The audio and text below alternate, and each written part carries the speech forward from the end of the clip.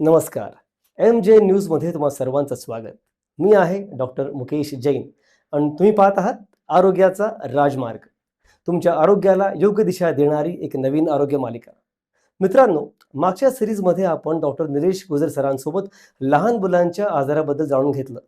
या सिरीजमध्ये आपण वयस्कर माणसांना भेडसावणाऱ्या एक अतिशय गंभीर आणि महत्त्वाच्या आजाराबद्दल चर्चा करणार आहोत.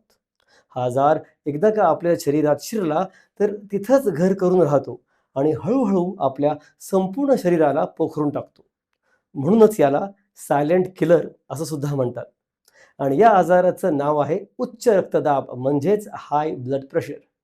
याविषयी आपल्याला मार्गदर्शन करण्यासाठी आज आपल्या स्टुडिओमध्ये आपण खास आमंत्रित केलं आहे डॉक्टर सचिन यादव सरांना. तर यादव सरांसोबत या विषयावर चर्चा करण्याआधी तुम्हा सर्वांना एक नम्र विनंती, जर तुम्ही या चॅनलला सबस्क्राईब केलं नसेल तर लगेच सबस्क्राईब करा. चला तर मग डॉक्टर सचिन यादव सरांसोबत सुरू करूया आपला आजचा आरोग्याचा प्रवास आरोग्याच्या राजमार्गावर.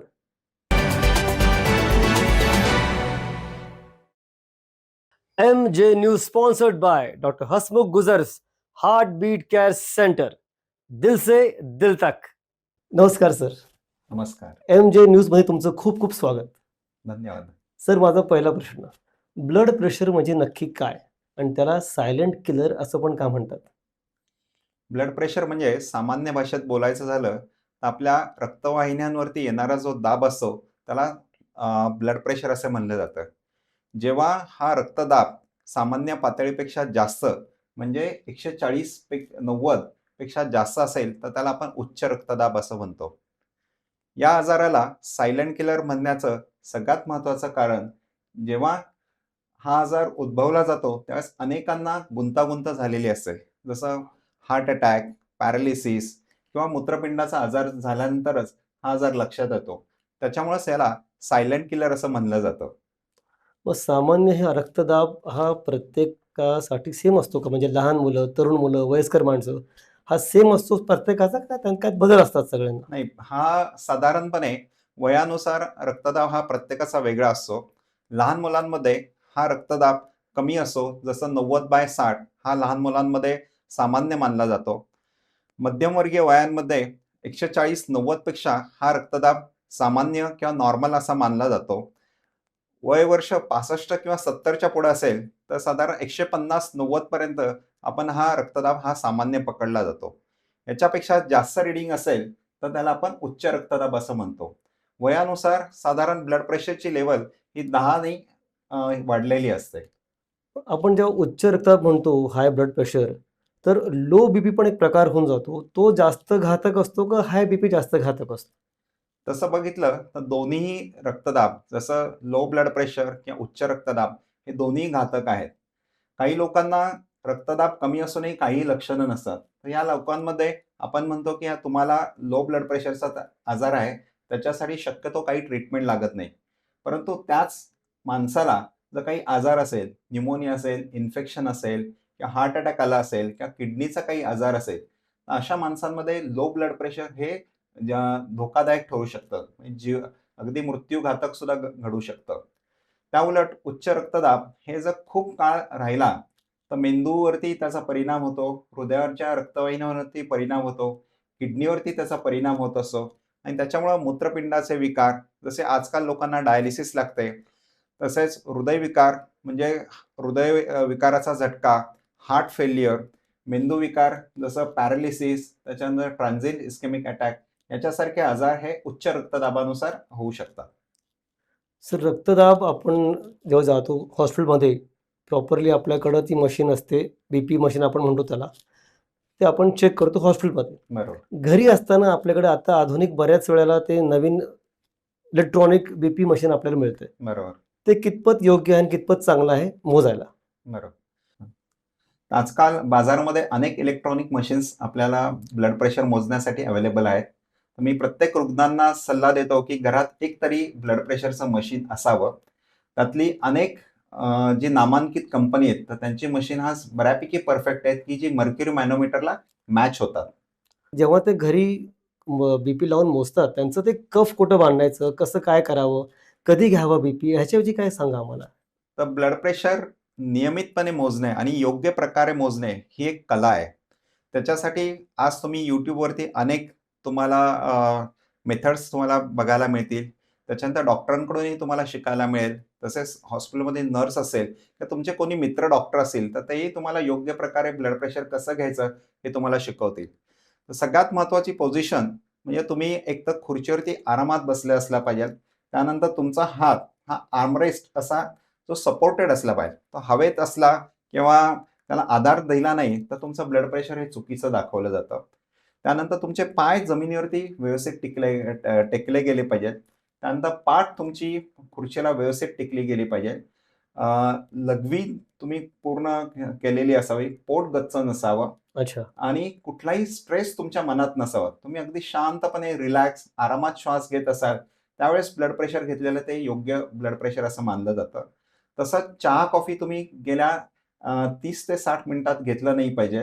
तसं स्मोकिंग तुम्ही 30 ते 7 मिनिटाच्या आधी तुम्ही केलेलं नसलं पाहिजे. अच्छा. ह्या गोष्टी ब्लड प्रेशर घेण्याच्या आधी अत्यंत महत्त्वाच्या आहेत.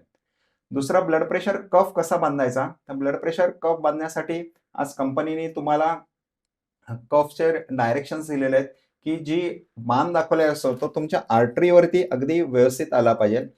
कर्व्ह अशा योग्य प्रकारे बांधला पाहिजे, की खूप टाईटही बांधला नाही पाहिजे आणि खूप लूजही नाही बांधला पाहिजे, की जेणेकरून तुमचं ब्लड प्रेशर हे अगदी योग्य प्रकारे येईल. खूप टाईट बांधला तर तुमचं ब्लड प्रेशर लो दाखवेल. लूज बांधला तर तुमचं ब्लड प्रेशर हे हाय दाखवलं अच्छा. जातं. ओके. हे झालं आपण बसून प्रकार आणि झोपून घेताना काय केलं पाहिजे? झोपून घेताना सुद्धा पेशंट अगदी कम्फर्टेबल किंवा ज्याचा ब्लड प्रेशर घेणार आहे तो अगदी कम्फर्टेबल असला पाहिजे. त्यानंतर मगाशी जसं सांगितलं, की एरो दाखवलाय, तो एरो तुमच्या ब्रेकियल आर्टरी जी रक्तवाहिनी जी आपल्या क्युबायटल फोसा किंवा कोपऱ्याच्या इथे बरोबर. असते, हां. तर तिथे तुमची त्या आर्टरीच्या आसपास साधारण तो बांध तुमचा असला पाहिजे आणि बांधायची पद्धत साधारण सेम असली पाहिजे.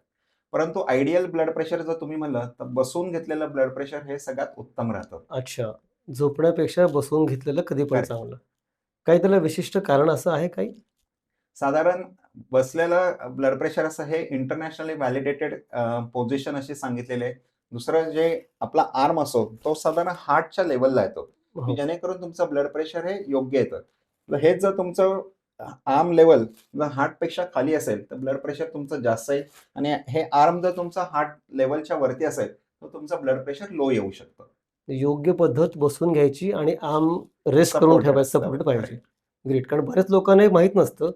कारण की मग कसा घ्यावा, कधी घ्यावा, सकाळी, दुपारी, संध्याकाळी आणि कुठल्या गोष्टीनं बसावं हे प्रत्येकाला माहीत नसतं. ग्रेट. आणि हे जो विचारला तुम्ही, की सकाळी घ्यावं, दुपारी घ्यावं. आपलं ब्लड प्रेशर हे साधारण दिवसभरात कधीही घेतलेलं हे नॉर्मल रेंजमध्ये असणं अत्यंत गरजेचं आहे. काही लोकं म्हणतात, की नाही माझं सकाळचं ब्लड प्रेशर नॉर्मल असतं, संध्याकाळचं ब्लड प्रेशर वाढलेलं असतं किंवा रात्री झोपताना ब्लड प्रेशर कमी असतं. तर तुमचं 24 तासातलं ब्लड प्रेशर हे नॉर्मल रेंजमध्ये असणं गरजेचं आहे. त्यामुळे ब्लड प्रेशर हे तुम्ही वेगवेगळ्या वेळी घेणं आवश्यक आहे. बरोबर. म्हणजे असं होतं का पण, की कधी सकाळी जास्त असतं, दुपारी असतं, असे काही आजार आहेत? आहेत, असे आजार आहेत.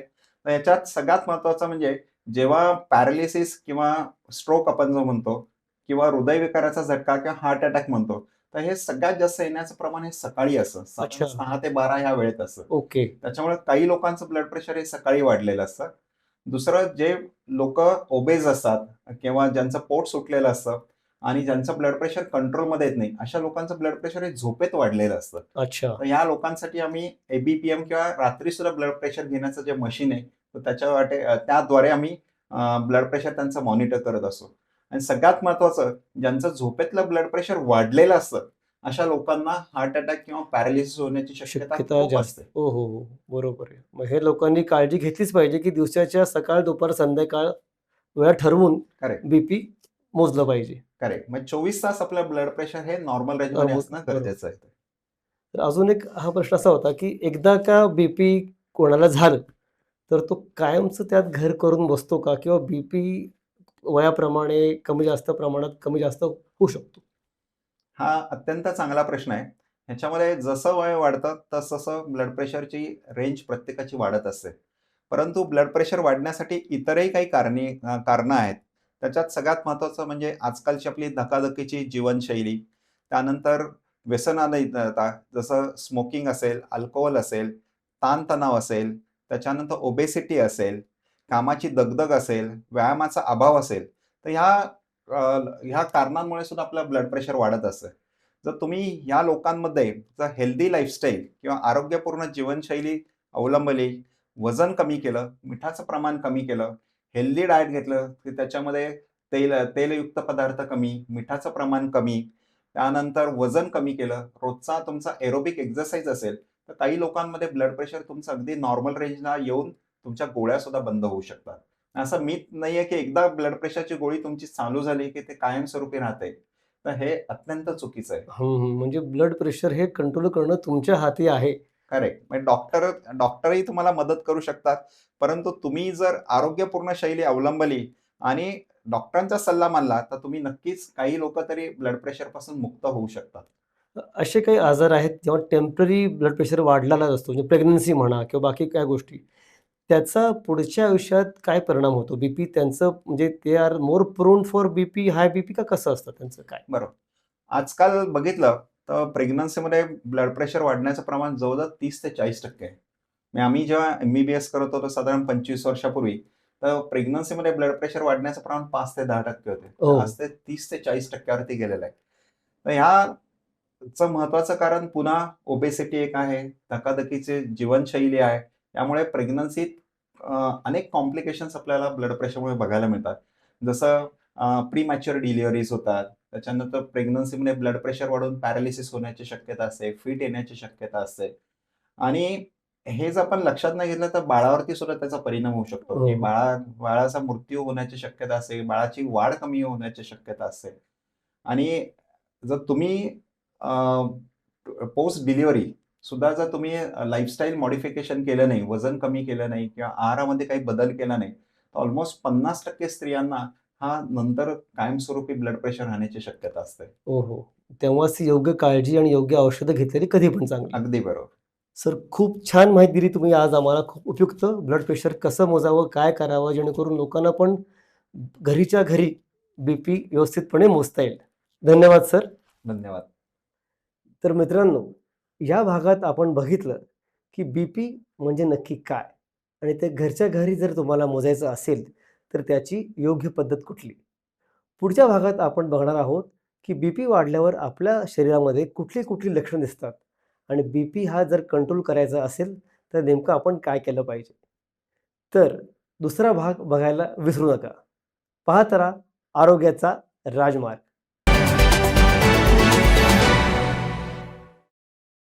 MJ News sponsored by Dr. Hasmukh Guzar's Heartbeat Care Center. दिल से दिल तक.